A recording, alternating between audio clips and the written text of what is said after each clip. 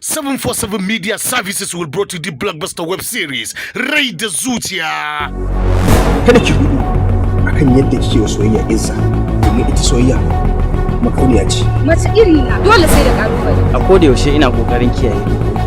Tabbas mahaifiya tana da muhimmanci. Idan ma turo ka akai to fa na fi karfin ka. In the sentimental of human right, there is no distraction, but being yourself is normal. Being yourself is not attractive. Amma na yi mamakin taya ka san wannan magana. Duk mutumin da muka ba aiki ba ma zira mai ido, sai mu bi diddige mun ga ya zai aiwatar mana da aikin mu. To yanzu me zaka yi?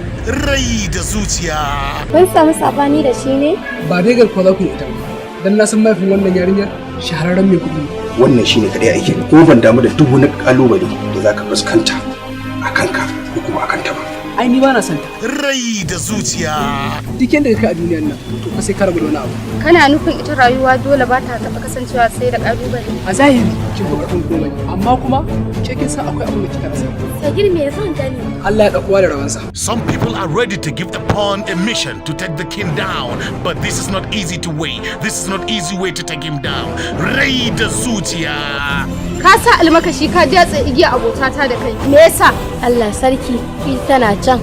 Ana nan ana mata aika. Idan ka je ka ce mishi ya shaida fuskar wannan mutumin. Sako zai je mai kamar yadda kika ambata ranki. Executive producer Daud Dorai. Ba zan amince ba. Na shirya fuskanta kowane irin kalubale. Kada ka tunzura ni na kauda kai akan duk abin da zai faru. Producer Nasir Kabir Muhammad. Wallahi ni ban san ta ba. Saurayin ki Sagir ya ci amanar ki. Bana son ki samun duk wani shakku akan san da nake yi masa Sagir. Lallai kuwa ka tsallake rijiya da baya.